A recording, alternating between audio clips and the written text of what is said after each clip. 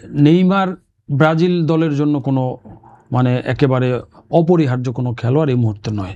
Neymar একটা brand, Brazil Argentina এই দুইটা দলের আসলে একটা ব্র্যান্ড লাগে। যে ব্রাজিলের কোচ নেইমারকে কেন্দ্র করে তার দলটা সাজাবেন এইটা আমার মনে হয় বাস্তবসম্মত না। ব্রাজিলকে আপনি গোনায় ধরেন বা না ধরেন, র্যাঙ্কিংয়ে যে অবস্থানটাই হোক না কেন, আমি মনে করি যে ব্রাজিল ইজ ব্রাজিল এবং তারা এই বিশ্বকাপের অবশ্যই অন্যতম দাবিদার। বিশ্বকাপ নিয়ে কথা বলতে গেলে আসলে ব্রাজিল আর্জেন্টিনা প্রসঙ্গে আসতেই হয়। শুরুতে ব্রাজিল প্রসঙ্গে আসি। নেইমার ইনজুরিতে এখনো রয়েছেন। আগামী 2টি ম্যাচ অর্থাৎ ব্রাজিলের হয়ে বিশ্বকাপের প্রথম ম্যাচ মরক্কোর বিপক্ষে মোটামুটি নিশ্চিত তিনি সেই ম্যাচ মিস করতে যাচ্ছেন, এবং ব্রাজিলের যেটা দ্বিতীয় ম্যাচ রয়েছে হাইতির সঙ্গে, অনেকে ধারণা করছেন সেই ম্যাচটা হয়তো বা তিনি মিস করবেন। সো কি মনে হয় যে এবারের বিশ্বকাপে ইনজুরি যুক্ত নেইমারকে আসলে নিয়ে আসা ব্রাজিলের জন্য ক্ষতিকর কিনা, এবং কার্লো আনচেলত্তি আসলে ব্রাজিলিয়ান সমর্থকদের চাপে পড়ে নেইমারকে নিয়েছে কিনা? মানে একজন ফুটবল অনুরাগী হিসেবে যদি নিরপেক্ষভাবে বলি যে আসলে নেইমার ব্রাজিল দলের জন্য কোনো মানে একেবারে অপরিহার্য কোনো খেলোয়াড় এই মুহূর্তে নয়।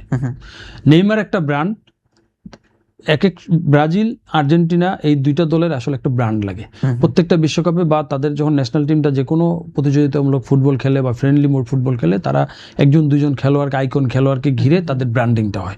তো নেইমার সর্বশেষ মেসি রোনালদোর যুগে নেইমার হচ্ছে ব্রাজিলের একজন brand. Gold's Gym across 30 plus countries with over 700 plus locations worldwide. Train anywhere, belong everywhere.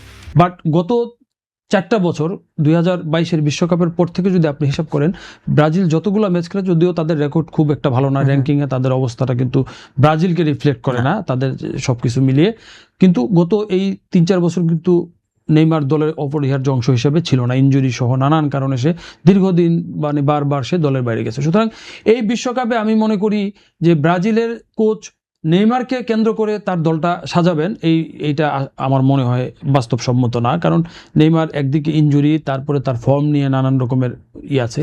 But দলের মধ্যে হয়তো সে আশা করছেন যে যদি প্রথম রাউন্ডের গন্ডিটা পার হওয়ার পর আস্তে আস্তে যখন আরও বেশি মানে কঠিন প্রতিপক্ষ বা কঠিন পরীক্ষার মুখোমুখি হইতে হবে, তখন এই নেইমারের মতো খেলোয়াড়রা মাঠে যদি নামানো যায় ফিট নেইমারকে, তাহলে হয় কি প্রতিপক্ষের দৃষ্টিটা তাদের দিকে থাকে, তখন অন্য খেলোয়াড়দের মানে কিন্তু জন্য খেলাটা, মাঠের খেলাটা অনেকটা সহজ হয়ে যায়, মার্কিংটা তাদের উপর কম থাকে।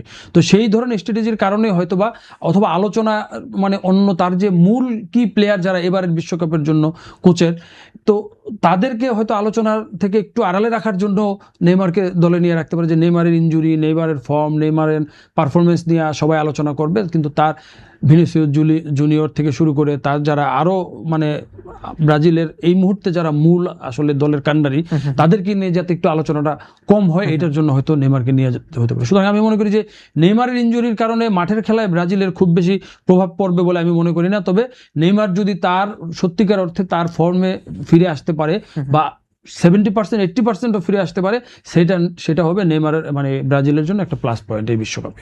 ব্রাজিলের এবারের স্কোয়াডে বেশ ল্যাকিংস রয়েছে, তাদের ফুল ব্যাকে ল্যাকিংস রয়েছে, মিডফিল্ডে ল্যাকিংস রয়েছে। সব কিছু মিলে যদি আমরা একটু বিবেচনা করি, তাহলে প্রতিবার যখন ব্রাজিল বিশ্বকাপে আসে তারা অন্যতম ফেভারিট থাকে, কিন্তু এবার মনে হচ্ছে যে অনেক বছর পর ব্রাজিলকে কেউ অন্যতম ফেভারিট মানছে না। মানে আর্জেন্টিনা, স্পেন, পর্তুগাল বা ফ্রান্স এদেরকে একটু এগিয়ে রাখা হচ্ছে। সবকিছু মিলে কি মনে হয় যে ব্রাজিল এবার বিশ্বকাপে কেমন করতে পারে? ব্রাজিলের জন্য এইটাই হচ্ছে সবচেয়ে এবারের বিশ্বকাপের সবচেয়ে প্লাস পয়েন্ট, যে তাদেরকে নিয়ে খুব বেশি আশা কেউ করছে না। 1994 সালে, যেটা 24 বছর পর, 1970-এর পর 24 বছর পর ব্রাজিল 1994 সালে মানে বিশ্বকাপ জিতেছিল, এবং সেই বিশ্বকাপেও ব্রাজিলকে কিন্তু এরকম হিসাবের মধ্যে কেউ রাখে নাই। মানে অনেক হয়তো 5-6 নম্বরে তাদেরকে রাখা হয়েছে, কিন্তু সেই বিশ্বকাপে কিন্তু চমক দেখিয়ে বা ব্রাজিল তার সহজাত ফুটবল খেলে কিন্তু তারা সেবার শিরোপা জিতেছিল। সুতরাং ব্রাজিলের জন্য সুবিধাজনক এবং কম চাপ নিয়ে খেলার একটা সুযোগ হচ্ছে যে তাদেরকে ফেভারিট হিসাবে দেখা হচ্ছে না। এটা তাদের জন্য একটা প্লাস পয়েন্ট হতে পারে আমি মনে করি। কিন্তু ব্রাজিল ইজ ব্রাজিল। ব্রাজিল সারা বছর যাই খেলুক না কেন, বিশ্বকাপ আসলে কিন্তু তারা একটা দল যারা কোনো বিশ্বকাপ এখন পর্যন্ত মিস করে নাই, এবং বিশ্বকাপে তাদের পারফরমেন্স অন্য যে কোনো দলের চেয়ে কিন্তু পরিসংখ্যানের দিক থেকে তারা কিন্তু এগিয়ে। সুতরাং বিশ্বকাপে এলে কিন্তু বিশ্বকাপের মাঠে ব্রাজিলের জার্সিতে, হলুদ জার্সিতে যারাই খেলুক না কেন, তাদের পারফরমেন্সটা কিন্তু অন্যরকম হয়। সুতরাং ব্রাজিলকে আপনি গোনায় ধরেন বা না ধরেন, র্যাঙ্কিংয়ে যে অবস্থানটাই হোক না কেন, আমি মনে করি যে ব্রাজিল ইজ ব্রাজিল এবং তারা এই বিশ্বকাপের অবশ্যই অন্যতম দাবিদার।